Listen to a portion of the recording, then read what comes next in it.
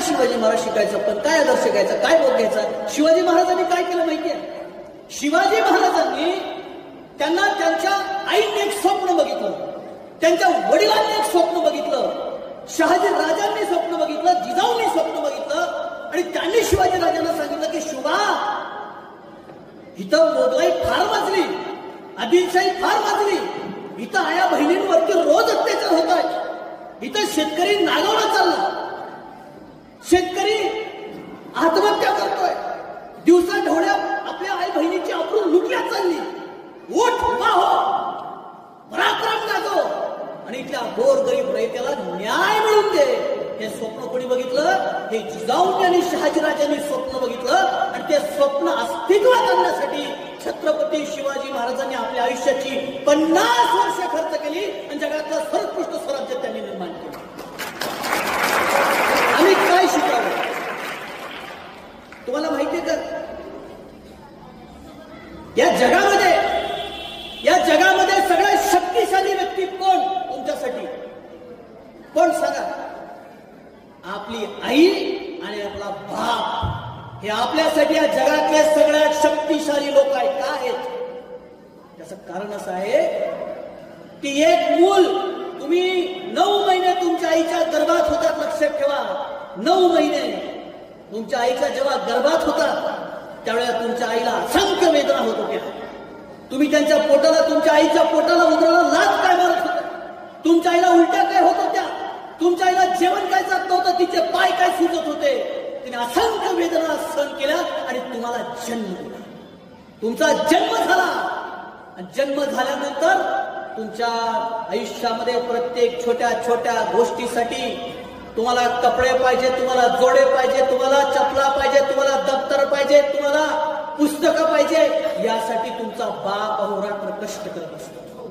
कोणाचा बाप ऑटो चालवतो, कोणाचा बाप रिक्षा चालवतो, कोणाचा बाप शेतीत राबतो, कोणाचा बाप नोकरी करतो आणि कोणाचा बाप चोरी सुद्धा करतो. कशासाठी करत असतो? अहो, प्रत्येक चोर काय चोरी केल्यानंतर तो काय दारू पित नाही, तर अनेक चोर असे असतात की जे चोरीही करतात.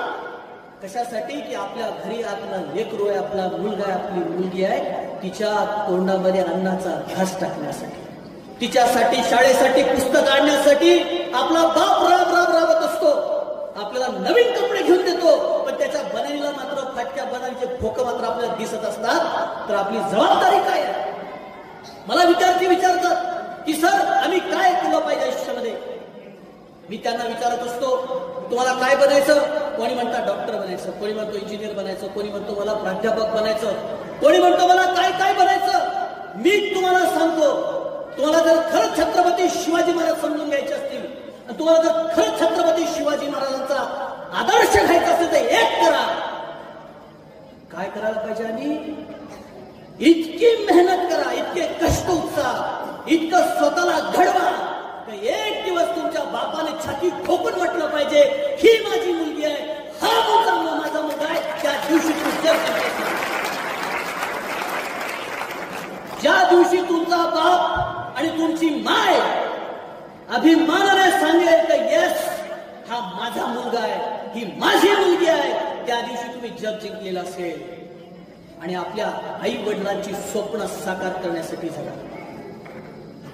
अभिमान वाटला पाहिजे आपल्या आईला आणि आपल्या बापाला आपलं नाव सांगत असताना. आमच्याकडे चांगलं घर आहे, आपल्याला अभ्यासासाठी स्वतंत्र खोली आहे, आपल्या घरी बल्ब आहे, आपल्याला पुस्तक आहे, आपल्याला वया, आपल्याला दप्तर, आपल्याला चांगली शाळा आहे. तुम्ही डॉक्टर बाबासाहेब आंबेडकरांचं नाव ऐकलं का? किती लोकांनी ऐकलं सांगा, हातवरती करा. सगळे विद्यार्थी ऐकलं. कोण होते ते? कोणी पण सांगा कोण होते? कोण होते बाबासाहेब आंबेडकर? कोण सांगते? बरं त्यांनी काय केलं एवढं सांगा. काय लिहिलं सांगा ना. या देशाची टाळ्या वाजवा. ज्यांनी उत्तर दिलं टाळ्या वाजवा. त्यांनी या देशाची राज्यघटना लिहून काढली. राज्यघटना काय? ज्याच्यावरती आपला देश चालतो, देशाचा कारभार चालतो. तुम्हाला माहिती आहे की डॉक्टर बाबासाहेब आंबेडकर ज्यावेळेला शाळेमध्ये होते त्यांची काय अवस्था होती? त्या काळामध्ये अस्पृश्यता, जातीवाद इतका होता की ती एका अस्पृश्य समाजाचे असल्यामुळे त्यांना शाळेत सुद्धा बसण्याचा अधिकार नव्हता. तुम्ही कल्पना करा. शाळेत बसण्याचा अधिकार नाही, वर्गाच्या बाहेर शिकायचे आणि खिडकीतून बघायचे की शिक्षक काय शिकवतात. शाळेत पाणी पिण्याचा अधिकार नाही. ज्या दिवशी शाळेतला शिपाईने चपराशी यायचं नाही त्या दिवशी दिवसभर डॉक्टर बाबासाहेब आंबेडकर तहान लिहिलेला राहायचंय, कारण त्यांना पाण्याच्या मडक्याला हात लावण्याचा अधिकार नाही, कारण पाणी वाटतं म्हणून. त्या डॉक्टर बाबासाहेब आंबेडकरांनी ज्यांना वर्गात शिकायचा अधिकार नाही, ज्याच्या घरात विजेचा दिवा नाही, ज्याने रस्त्यावरच्या दिव्याच्या खाली बसून अभ्यास केला, ज्याला कोणीतरी एखाद्या व्यक्तीने पुस्तकं दिले, जा बाबा गरीबाचं लेकरू आहे पुस्तकं घेऊन जा. त्या बाबासाहेब आंबेडकरांना कुणीतरी त्यांची शिक्षणाची शाळेतली फी भरली की जा बाबा गरीबाचं लेकरू आहे. राजर्षी शाहू महाराजांनी सयाजीराव गायकवाडांनी त्यांना स्कॉलरशिप दिले, विदेशात गेले, ते बॅरिस्टर झाले आणि त्याच डॉक्टर बाबासाहेब आंबेडकरांनी या देशाची राज्यघटना लिहून काढली. हे काय कशाची ताकद आहे? ही ताकद आहे अभ्यासाची, ही ताकद आहे ध्यानाची. अरे अभ्यास करण्याने काय धोका पडतात का आमच्या? काय करायचं नाही आम्ही आमचा अभ्यास? आमचा बाप जर आमच्यासाठी उन्हाताना जर कष्ट करत असेल, नोकरी करत असेल, आमची आई राबत असेल, आमची जबाबदारी काय? रील्स पाहिजे, मोबाईलवरती काय दिवसभर मोबाईल फिरवायची आमची जबाबदारी का मित्रांनो? काय करते ही जबाबदारी आपली नाही. दिवसभर टीव्ही बघणे, मोबाईलचे रील्स बघणे ही आपली जबाबदारी नाही. आपली जबाबदारी आहे नित्य नेमाने आपल्याला घालून दिलेला अभ्यास आपण नीट केला पाहिजे, आपण ध्यान ग्रहण केलं पाहिजे, आपण कला क्षेत्रामध्ये आपण काहीतरी शिकलं पाहिजे, कला क्रीडा क्षेत्रामध्ये आपण पारंगत झालं पाहिजे.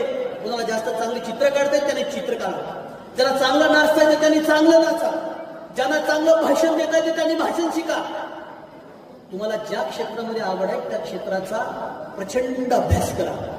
आणि शिवाजी महाराजांनी काय सांगितलेलं आहे? संबंध शिवचरित्र काय सांगतं?